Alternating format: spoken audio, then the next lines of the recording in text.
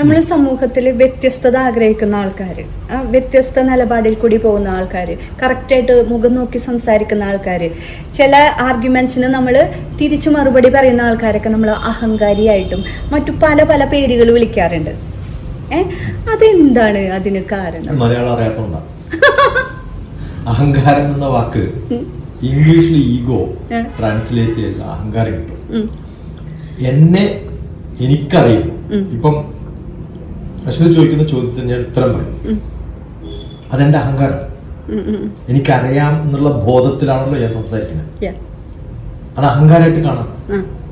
പക്ഷെ അത് അതിന് എനിക്കറിയാത്ത കാര്യം ഞാൻ പറയാൻ നോക്കാന്ന് വിചാരിക്കാം. അങ്ങനെ ശ്രമിച്ചാൽ അതിന് അഹങ്കാരം എന്നല്ല പറയാം, അഹന്ത എന്ന് പറയും. ഇപ്പൊ പലപ്പോഴും പലരും ഉപയോഗിക്കാത്ത വാക്കാണ് അഹന്ത. ഇപ്പൊ ഏതാണോ എനിക്കറിയാം, ഒരാളോട് പാട്ട് പാടാൻ പറ്റും, പാട്ട് പാടാൻ പറ്റും, ഉടനെ പാടുന്നു, അത് അഹങ്കാരം. അഹങ്കാരമല്ല, അവരൊരു നമ്മളൊന്ന് പാടുന്ന് പറയുമ്പോ നമ്മൾ പാടും. പക്ഷേ അറിയാത്ത ഒരാള് ചിലപ്പോ അതിനെ കാണും, ഇയാള് ആളാവാൻ വേണ്ടിട്ട് തോന്നിയാലോ. മനസ്സിലായോ? അപ്പൊ അഹങ്കാരം എന്നുള്ളതും മറ്റു അതിനേക്കാളും കൂടിയിട്ടുള്ള ഒരു ഭാഷ അറിയാത്തതുകൊണ്ടാണ്.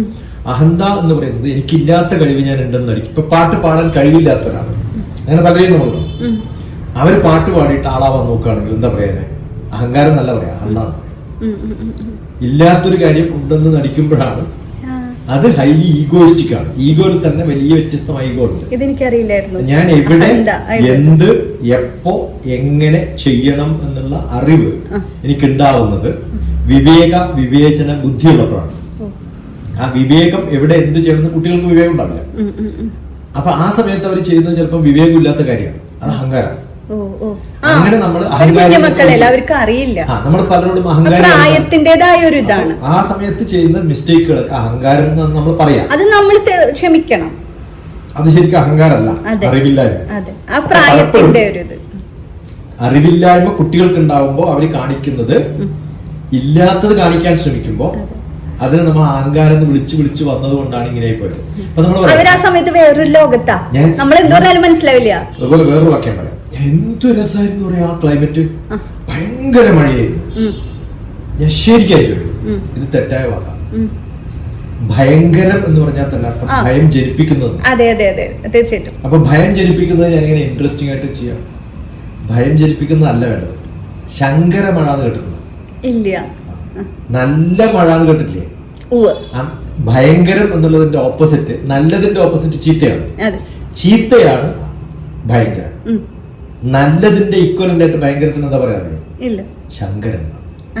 അത് ശങ്കര മഴയായിരുന്നു എന്ന് പറഞ്ഞ അർത്ഥം. പക്ഷെ അങ്ങനെയൊക്കെ നമ്മളുടെ കൊളോക്കൽ ലാംഗ്വേജ് ആണ്. ഈ ഭയങ്കര മഴ എന്ന് പറയുന്നത് നമ്മുടെ നാട്ടിലെ കൊളോക്കൽ ലാംഗ്വേജ്. ഈ കൊളോക്കൽ ലാംഗ്വേജ് എന്ന് പറഞ്ഞല്ലോ, നമ്മളിപ്പോ പറയാം ഈ പ്രോഗ്രാം ആകെ നമ്മൾ കൊളാക്കണം അല്ലേ? ഈ കൊളാക്കാന്ന് അർത്ഥം നശിപ്പിച്ച് കളയും. കുളം നല്ലതാക്കുന്ന സ്ഥലമാണോ ചീത്തയാക്കുന്ന സ്ഥലമാണോ? കുളം നല്ലതല്ലേ? അപ്പൊ ഈ പ്രോഗ്രാം, ഈ വീഡിയോ കുളമായാൽ നമ്മളെ ഹാപ്പി ആവുമല്ലോ. മനസ്സിലായില്ല. കുളത്തിൽ പോയിട്ട് തിരിച്ചു വരുമ്പോ നമ്മൾ ശുദ്ധാവൂല്ലേ ചെയ്യാം? ശുദ്ധാവാനും കുളിക്കാൻ വേണ്ടിട്ടല്ലേ കുളത്തിൽ പോകണം. ഈ പ്രോഗ്രാം കഴിഞ്ഞു കഴിയുമ്പോൾ ആള് ശുദ്ധമായാൽ ഈ പ്രോഗ്രാം കൊളായി എന്നല്ല അർത്ഥം. ഒരു ഭാഗത്ത് നോക്കുമ്പോ ശരിയാണ്, പക്ഷെ നമുക്ക് ഭാഷകളുടെ കുഴപ്പമാണ്. മലയാളത്തില് പല ഭാഷകളും നമ്മൾ തെറ്റായിട്ടാണ് യൂസ് ചെയ്യുന്നത്. ഒരാൾ ചെറ്റ എന്ന് പറഞ്ഞാൽ എന്ത് പറയും?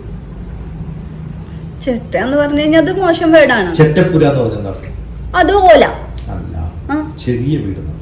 അതെ, എന്റെ വിചാരം ഓല വീട്. അപ്പൊ ചെറ്റ എന്ന് വിളിച്ചാൽ എന്താ അർത്ഥം? എടി കൊച്ചു പെണ്ണെ എന്ന് വിളിക്കുന്നതിന് പകരാണ് എടി ചെറ്റ എന്ന് വിളിക്കുന്നത്. അങ്ങനെ ആരെങ്കിലും വിളിച്ചാൽ എന്താ ചേട്ടാന്ന് ചോദിക്കും. എന്നാരും വിളിച്ചിട്ടില്ല കേട്ടോ. അല്ല, ഞാൻ പറയുന്നത് മലയാള ഭാഷയിലെ പ്രത്യേകതകള്. എന്റെ ഇനീഷ്യൽ ടി പി എന്നാണല്ലോ. അതെ, എന്റെ അച്ഛന്റെ അതെ. ആ ടി പി എന്ന് പറഞ്ഞാൽ തല്ലിപ്പൊളി എന്നാണ്. അല്ല, T K Padmanabhan. T P എന്ന് പറഞ്ഞാൽ എന്താ? ടി പി എന്ന് വെച്ച് കഴിഞ്ഞാൽ തല്ലിപ്പൊളി. ഓക്കെ, ആ തല്ല് എന്നുള്ളത് മോശമാണെന്നുള്ളതുകൊണ്ടാണ് തല്ലിപ്പൊളി എന്ന് നമ്മൾ പറഞ്ഞത്. അടിപൊളി എന്നായാലോ? അടിപൊളി നല്ലതല്ല അർത്ഥം. അതെ, തല്ല് തന്നെയല്ലേ അടി? അതെ. ഒരു കാലത്ത് തല്ലിപ്പൊളിയായാണ് പിന്നെ അടിപൊളിയായി മാറും. അത് ജീവിതാനുഭവങ്ങളെ കൊണ്ട്. അപ്പൊ നമ്മള് തല്ലിപ്പൊളി മോശമായിട്ടും അടിപൊളി നല്ലതായിട്ടും ഭാഷയിലുള്ള കുറെ അജ്ഞാനം നമ്മൾ സ്ഥിരമായിട്ട് കാണും. അതെ അതെ, ഇപ്പൊ ഞാനടക്കം പല കാര്യങ്ങളും ഇപ്പൊ ആ ചെറ്റ അങ്ങനെയുള്ള സംഭവങ്ങളൊക്കെ ഞാൻ ഇപ്പോഴാണ് മനസ്സിലാക്കുന്നത്. കേരള വർമ്മ കോളേജിൽ കുറെ മലയാളത്തിന്റെ ഏതോ പ്രോഗ്രാം, ഞാൻ ഡയറക്ടറായിരുന്നു യൂണിവേഴ്സിറ്റിയിൽ, അക്കാഡമിക് സ്റ്റാഫ് ടീച്ചേഴ്സിനെ പഠിപ്പിക്കുന്ന കോളേജ്. അപ്പോൾ കേരള വർമ്മയിൽ വന്ന സമയത്ത് മലയാളം പ്രോഗ്രാമിന് വന്ന സമയത്താണ് കുറെ മുമ്പിലിരിക്കുന്ന ഒരാളെ ചെറ്റാന്ന് വെച്ചു പബ്ലിക് പ്രോഗ്രാമിൽ. മലയാളത്തിന്റെ ഭാഷ നിങ്ങൾ അറിയേണ്ടതിന്റെ അർത്ഥം അത് പറയാൻ വേണ്ടിട്ട് പറഞ്ഞതാണ്. അപ്പൊ ഈ ഒരു ആളെ നമ്മൾ ചെറ്റാന്ന് പറഞ്ഞ ചെറിയ കുട്ടി എന്നുള്ള അർത്ഥത്തിലാണ് കണ്ടാൽ മതി. അതാണ് ഭാഷ. നമ്മൾ ഉപയോഗിച്ച് നശിപ്പിച്ച കുറെ വാക്കുകളുടെ എക്സാമ്പിൾ പറഞ്ഞാണ്. അങ്ങനെ നശിപ്പിച്ചൊരു വാക്കാണ് അഹങ്കാരം.